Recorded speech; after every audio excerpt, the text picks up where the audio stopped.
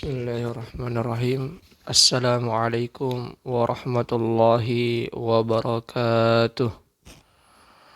Alhamdulillah. Wassalatu wassalamu ala rasulillah. Wa ala alihi wa sahbihi wa mawalah. Wa la hawla wa la quwata illa billahil aliyyil azim. Subhanaka la ilma lana illa ma 'allamtana. Innaka antal alimul hakim. Rabbi syrah li sadri wa yassir li amri wahlul 'uqdatam min lisani yafqahu qawli. Amin, amma ba'd. Jamaah YouTuber sekalian yang insyaallah dirahmati dan dicintai oleh Allah.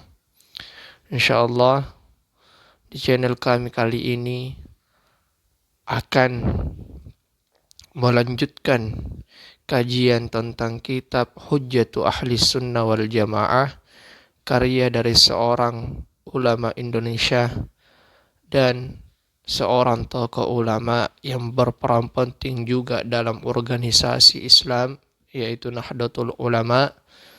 Beliau bernama Kiai Haji Ali Ma'sum. Namun sebelum kita memulai pembacaan kitab beliau, alangkah lebih indahnya kalau kita awali dengan tawassul kepada Rasulullah dan tawassul juga kepada seluruh para ulama. Ila hadratin Nabiyul Mustafa Muhammadin sallallahu alaihi wasallam. Al-Fatihah. Bismillahirrahmanirrahim. Alhamdulillahi rabbil alamin. Ar-Rahmanir Rahim. Maliki yaumiddin. Iyyaka na'budu wa iyyaka nasta'in. Ihdinas siratal mustaqim. Siratal ladzina an'amta 'alaihim ghairil maghdubi 'alaihim waladdallin. Amin. Wa khususan ila Syekh Kiai Abdul Busyra, wa khususan ila jamil ulama, wa khususan ila Kiai Haji Ali Ma'sum, wa khususan ila jamil ulama Campalagian nafa'anallahu bihim. Al-Fatihah. Bismillahirrahmanirrahim. Alhamdulillahi rabbil alamin. Ar-Rahmanir Rahim. Maliki yaumiddin. Iyyaka na'budu wa iyyaka nasta'in. Ihdinas siratal mustaqim. Siratal ladzina an'amta 'alaihim ghairil maghdubi 'alaihim waladdallin. Amin. Jemaah YouTuber sekalian yang insyaallah dirahmati dan dicintai oleh Allah Subhanahu wa taala. Baiklah, kita lanjut.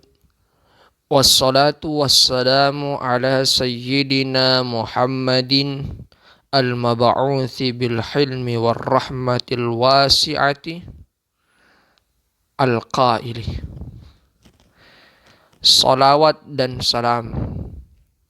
Salawat dan ucapan keselamatan diperuntukkan kepada panutan kami, junjungan kami, Nabiullah Muhammad sallallahu alaihi wasallam, al-mab'uthi bil hilmi war rahmatil wasi'ati, yang dilantik oleh Allah dengan sikap kelemah lembutan dan kasih sayang yang luas. Sebelum kita ke pembahasan yang jauh, kita kaji dulu kata wassalatu wassalamu ala sayyidina Muhammadin al-mab'uthi bil hilmi war rahmatil wasi'ati. Kita kaji dulu ungkapan ini, poin hikmah apa, ya, hikmah apa yang bisa kita dapatkan dari ungkapan seperti ini tadi. Kita kaji dulu dari segi wassalatu wassalamu ala sayyidina Muhammadin.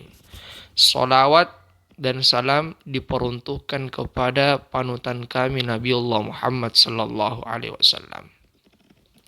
Dalam Al-Quran ada sebuah ayat yang sudah masyhur di telinga kita, yang sudah sangat populer terdengar di telinga kita, yang dimana ayat tersebut berbunyi, innallaha wa malaikatahu yusalluna 'alan nabi ya ayyuhalladzina amanu sallu 'alaihi wa sallimu taslima.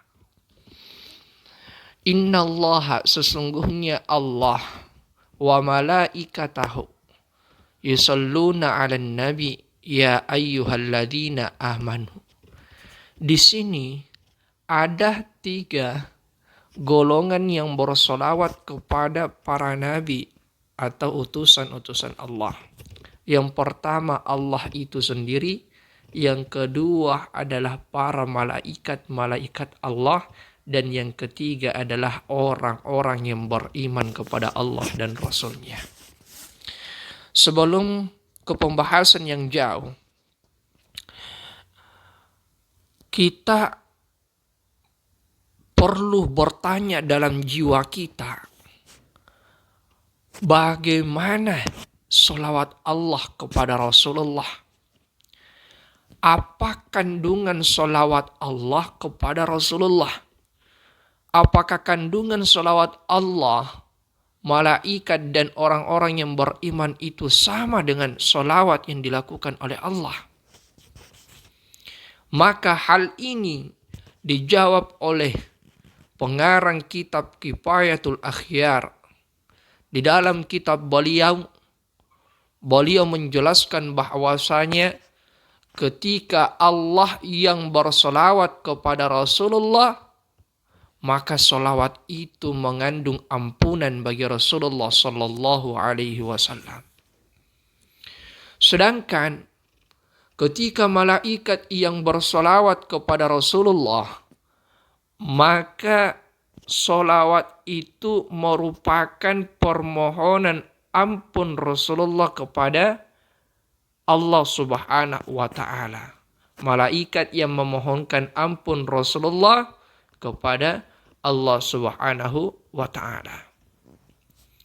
Sedangkan ketika orang-orang beriman yang bersolawat kepada Rasulullah Sallallahu Alaihi Wasallam, maka solawat tersebut akan menjadi pengharapan syafaat kepada Rasulullah Sallallahu Alaihi Wasallam. Jadi yang bersolawat kepada Rasulullah ada 3. Allah, malaikat, dan orang yang beriman. Ketika Allah yang bersolawat, isinya adalah maghfirah, ampunan kepada Rasulullah. Ketika malaikat yang bersolawat, maka isi daripada solawat itu adalah memohon ampunkan Rasulullah kepada Allah Subhanahu wa Ta'ala. Sedangkan yang ketiga, ketika orang yang beriman bersolawat kepada Rasulullah, maka solawat tersebut merupakan pengharapan syafaat kepada baginda Rasulullah Sallallahu Alaihi Wasallam. Jamaah YouTuber sekalian yang insya Allah dirahmati dan dicintai oleh Allah. Kemudian kita kaji lagi. Wassalatu wassalamu ala sayyidina. Di kalangan masyarakat sering terjadi perdebatan tentang masalah salawat yang menggunakan kata sayyidina dan salawat yang tidak menggunakan kata sayyidina. Ada sebagian orang yang mengatakan bahwasanya ketika kita bersalawat kepada Rasulullah Sallallahu Alaihi Wasallam itu tidak perlu memakai kata sayyidina. Bahkan yang lebih parahnya, yang lebih sangat-sangat tidak layak untuk diucapkan, ada sebagian orang yang mengatakan hukum berselawat dengan sayyidina itu merupakan hal yang terlarang. Bahkan tidak ada dalam konteks hadis sama sekali. Ungkapan yang seperti ini, yang melarang solawat dengan menggunakan kata sayyidina, ini merupakan pendapat yang keliru atau pendapat yang kurang tepat, bahkan sama sekali tidak layak untuk diungkapkan. Mengapa demikian? Kita kaji dari sistem kebolehannya. Pertama, alasan mengapa solawat dengan sayyidina itu diperbolehkan bahkan dianjurkan. Karena semua tokoh ulama ahlus sunnah wal jamaah, di antaranya ada yang terdapat di Nusantara kita ini, seperti Kiai Haji Ali Ma'sum, Kiai Haji Hashim Asy'ari dalam karya-karya beliau, Kiai Syekh Muhammad bin Umar An-Nawawi Al-Bantani Dalam kitab beliau salah satunya kitab Kasyifatus Saja, Nasaihul Ibad.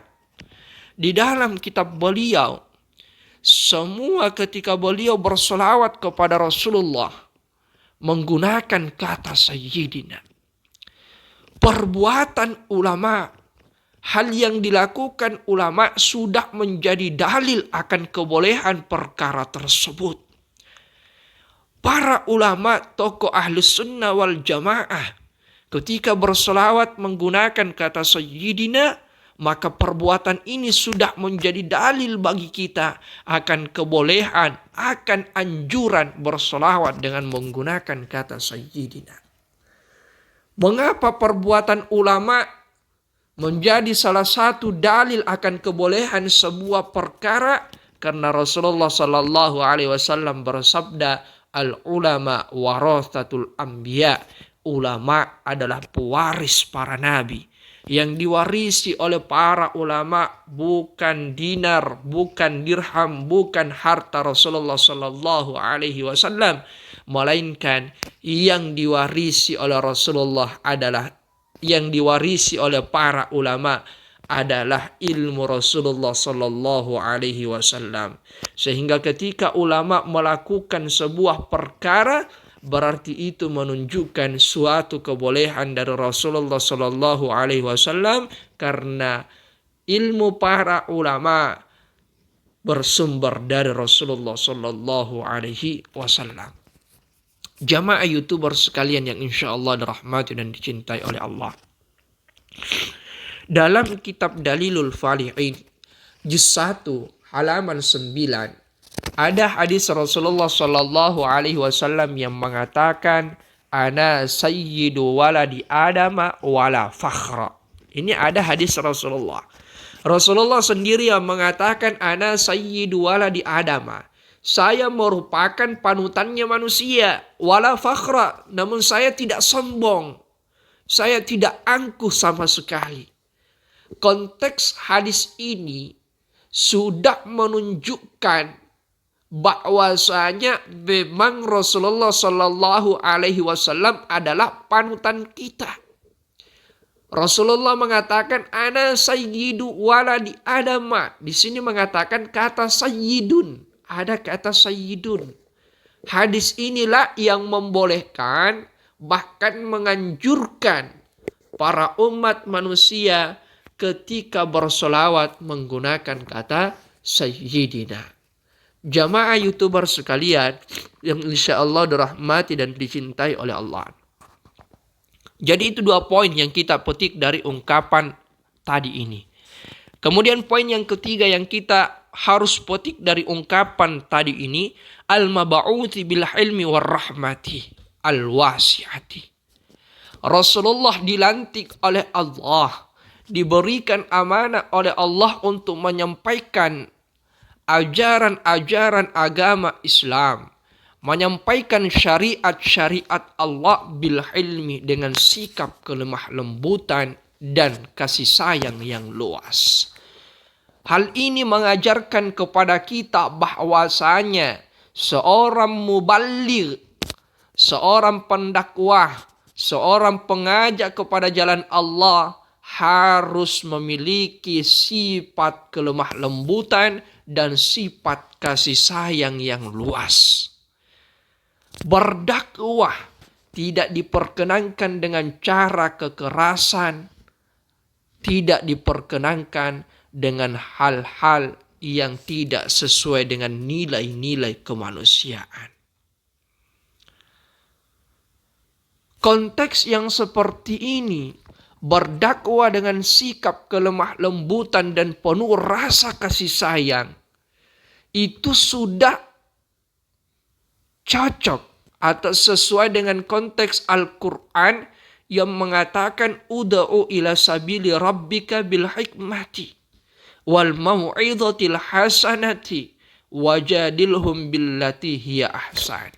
Ud'u, ajaklah, mengajaklah kalian ila sabili rabbika, kepada jalan Tuhanmu, kepada jalan Allah, kepada agama Allah, bil hikmati, dengan hikmah, dalam kitab Tafsirul Jalalain, karya daripada Syekh Al-Imam As-Suyuti dengan Ahmad Al-Mahalli. Di dalam kitab beliau mengatakan hikmah di sini adalah bil Quran, dengan Al-Quran. Artinya kita berdakwah sesuai dengan konsep-konsep atau nilai-nilai yang terkandung di dalam Al-Quran. Wal mau'izatil hasanati, tidak dengan hikmah saja, tapi dengan perkataan-perkataan yang baik, peringatan-peringatan yang baik. Bukan dengan cara kekerasan atau perbuatan yang tidak sesuai dengan nilai-nilai kemanusiaan. Wajadilhum, dan ketika mereka menolak dakwah kita, ya, ketika orang-orang yang kita dakwahi menolak dakwah kita dan mengajak kita untuk melakukan perdebatan, maka Al-Quran mengatakan wajadilhum billati hiya ahsan, berdebatlah dengan cara yang terbaik, karena memakai kata ahsan, isim mubalaghah, ya, dengan cara yang terbaik atau dengan cara yang paling baik.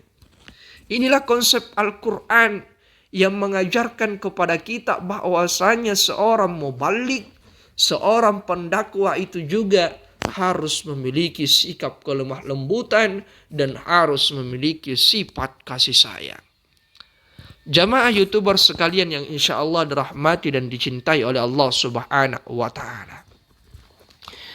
Al-Qaili, yang dimana baginda Rasulullah Sallallahu Alaihi Wasallam bersabda, mahma utitum min kitabillahi fal amalu bihi wajibun la udhra li ahadin fi tarkihi fa illam yakun fi kitabillahi fa sunnatun limadiyatun.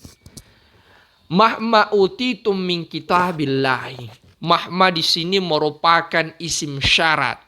Mahma, ketika atau apabila, utitum didatangkan kepada kalian sebuah perkara dari Al-Quran, fal amalu bihi wajibun, maka mengamalkan perkara yang terdapat di dalam Al-Quran itu hukumnya wajib. La udhra li ahadin fi tarkihi, tidak ada alasan bagi seseorang untuk meninggalkan perkara yang tercantum di dalam Al-Quran tersebut. Contohnya adalah sholat. Sholat itu terdapat di dalam konteks Al-Quran, tercantum di dalam Al-Quran. Maka perkara sholat ini tidak boleh sama sekali ditinggalkan oleh seseorang. Madamatil aklu, selama akalnya itu masih ada. Kecuali alasan-alasan yang diperbolehkan oleh syariat, seperti perempuan yang haid, perempuan yang nifas, laki-laki yang junub mandi terlebih dahulu kemudian melaksanakan sholat.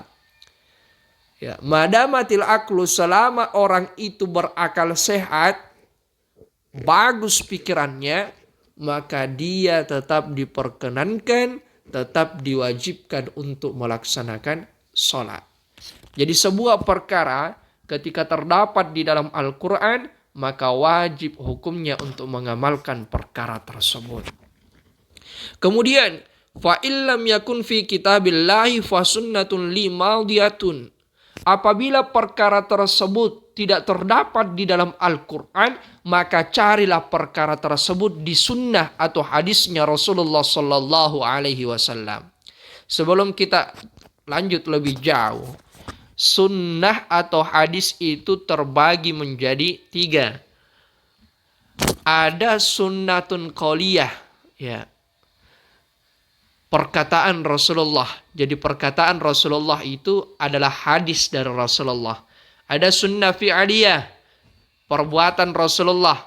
Jadi perbuatan Rasulullah juga termasuk hadis Rasulullah.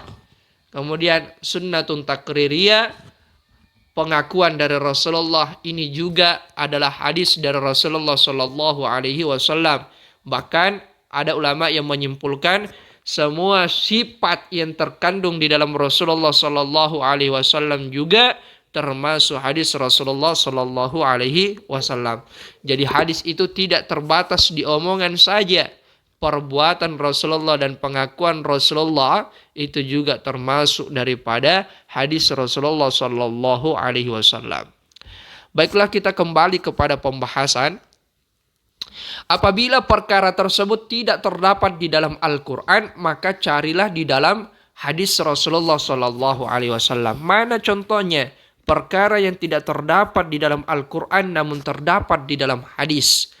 Tata cara solat dan jumlah rakaat solat tidak terdapat di dalam Al-Quran, melainkan terdapat di dalam hadis Rasulullah Sallallahu Alaihi Wasallam. Sehingga salah satu fungsi hadis tersendiri adalah menjelaskan Al-Quranul Karim. Ya, sehingga Rasulullah mengatakan, ketika kamu tidak mendapatkan perkara tersebut di Al-Quran, maka carilah di dalam hadis Rasulullah Sallallahu Alaihi Wasallam. Kemudian Rasulullah melanjutkan sabdanya, fa illam yakun fi sunnatin li fama qala ashabi.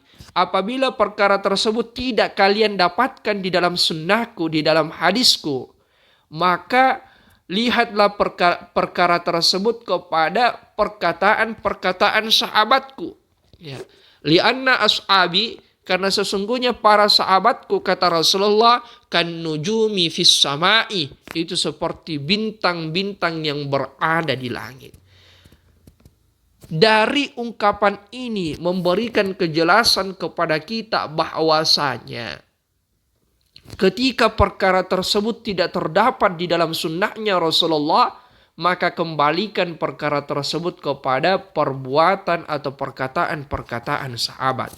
Contohnya adalah Tarwi 20. Tarwi 20 ini tidak akan pernah kita jumpai di hadis Rasulullah, karena Rasulullah hanya melakukan Tarwi 8. Pertanyaannya sekarang, apakah Tarwi 20 itu diperbolehkan atau justru menjadi hal yang tidak diperbolehkan? Ya. Maka jawaban yang paling tepat adalah diperbolehkan dengan alasan ini tadi. Rasulullah mengatakan, kalau kalian tidak mendapatkan di sunnahku, maka berpindahlah kepada sahabatku. Ternyata Tarwi 20 dalam kitab I'anatul Talibin pertama kali dilakukan oleh sahabat baginda Umar bin Khattab. Jadi Tarwi 20 pertama kali dilakukan oleh sahabat Umar bin Khattab. Ya. Jadi perbuatan sahabat inilah menjadi dalil juga akan kebolehan Tarwi 20 itu, akan anjuran Tarwi 20 tersebut. Mana lagi perbuatan yang tidak terdapat di zaman Rasulullah namun terdapat di zaman sahabat. Seperti pembukuan Al-Quran. Di zaman Rasulullah belum ada pembukuan Al-Quran. Ayat-ayat Al-Quran hanya ditulis diantaranya di pelepah kurma dan bebatuan. Ya. Kapan Al-Quran itu dibukukan hingga seperti sekarang ini? Pada zaman sahabat Utsman bin Affan. Sehingga dinamakan Mushaf Utsmani. Ya, Mushaf Utsmani karena mushaf tersebut, Al-Quran tersebut, ayat-ayat Al-Quran tersebut dibukukan pada masa sahabat Utsman bin Affan. Hal ini menunjukkan kepada kita bahwasanya tidak semua perkara yang tidak ada di zaman Rasulullah langsung dilarang. Ya, tidak serta-merta perbuatan yang tidak dilakukan di zaman Rasulullah serta-merta kita ucapkan hal itu terlarang. Tidak. Kita teliti terlebih dahulu. Kita tinjau terlebih dahulu. Kita analisis terlebih dahulu sumber-sumber perbuatan tersebut. Kalau perbuatan tersebut masih dilandasi oleh perbuatan-perbuatan sahabat atau ada kaitannya dengan hadis Rasulullah dan konsep Al-Quran, maka hal itu merupakan hal yang diperbolehkan. Bahkan menjadi hal yang dianjurkan. Jamaah YouTuber sekalian yang insya Allah dirahmati oleh Allah. Kemudian kita lanjut. Lianna ashabi kan nujumi fis sama'i. Karena sesungguhnya para sahabatku itu seperti bintang-bintang yang berada di langit. Ungkapan ini menunjukkan betapa cintanya Rasulullah kepada para sahabatnya sehingga Rasulullah menyanjung sahabatnya dengan ungkapan bintang-bintang yang berada di langit. Rasulullah menyanjung sahabatnya, Rasulullah menghargai sahabatnya, Rasulullah mencintai sahabatnya. Bahkan ungkapan seperti ini yang terlahir dari bibir Rasulullah menjadi kemuliaan tersendiri bagi para sahabat. Namun sayangnya, yang kita sayangkan, ada sebagian manusia, ada sebagian golongan yang mencaci maki sebagian sahabat Rasulullah. Ada sebagian manusia yang mencelah sebagian sahabat-sahabat Rasulullah Sallallahu Alaihi Wasallam. Padahal dalam ungkapan Rasulullah tadi memakai kata ashabun yang menunjukkan jamak. Semua sahabat Rasulullah itu seperti bintang yang berada di langit. Jadi tindak laku yang dilakukan oleh sebagian golongan yang mencelah sebagian sahabat, yang membenci sebagian sahabat, itu merupakan perbuatan yang sangat-sangat tidak tepat dan sangat-sangat tidak layak untuk dilakukan. Karena Rasulullah sendiri menyanjung sahabatnya, menghargai sahabatnya, bahkan mencintai para sahabat-sahabatnya. Jamaah YouTuber sekalian yang insya Allah dirahmati dan dicintai oleh Allah. Kemudian timbul pertanyaan, apa sih yang dimaksud dengan sahabat? Ya, dalam kitab Fathul Mu'in dikatakan, sahabat adalah orang yang berkumpul bersama Rasulullah dan dia beriman kepada Rasulullah Sallallahu Alaihi Wasallam. Orang yang hidup sejaman dengan Rasulullah dan pernah berkumpul dengan Rasulullah serta mereka beriman kepada Rasulullah Sallallahu Alaihi Wasallam. Kemudian kita lanjut. Fa ayyuma akhadtum bihi faqad ihtadaitum. Siapa di antara kalian yang berpegang teguh dengannya, berpegang teguh dengan Al-Quran, berpegang teguh dengan Sunnah, berpegang teguh dengan perkataan-perkataan sahabat, maka hal ini faqad ihtadaitum, kalian akan mendapatkan petunjuk dari Allah, kalian akan mendapatkan hidayah dari Allah Subhanahu wa taala. Waqtilafu ashabi lakum rahmatun. Perselisihan pendapat sahabatku atau perbedaan pendapat sahabat-sahabatku, kata Rasulullah, lakum bagi kalian rahmatun adalah sebuah rahmat. Jadi perbedaan pendapat yang terjadi di kalangan sahabat itu merupakan rahmat bagi kita semua. Sama seperti perbedaan ulama fikih dalam kajian hukum, itu juga merupakan sebuah rahmat bagi kita umat Rasulullah Sallallahu Alaihi Wasallam. Wa ala alihi, dan salawat dan salam diperuntukkan juga kepada keluarga Rasulullah. Dalam konteks alihi, keluarga, banyak ungkapan yang mengatakan bahwasanya atau banyak versi yang mengatakan alihi di sini banyak macam. Dalam segi kekerabatan, yang dimaksud dengan alihi keluarga Rasulullah adalah Banu Hashim dan Banu Muttalib. Tapi dalam makam doa, ya, ketika Rasulullah berdoa mengucapkan kata alihi, maka yang dimaksud dengan alihi di situ, keluarga di situ adalah semua orang-orang yang beriman kepada Allah dan Rasulnya.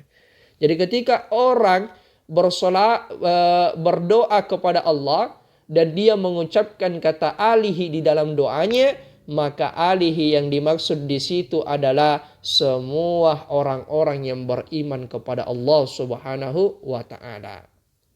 Kemudian wasahbihi, salawat dan salam juga diperuntukkan kepada sahabat-sahabat Rasulullah sallallahu alaihi wasallam.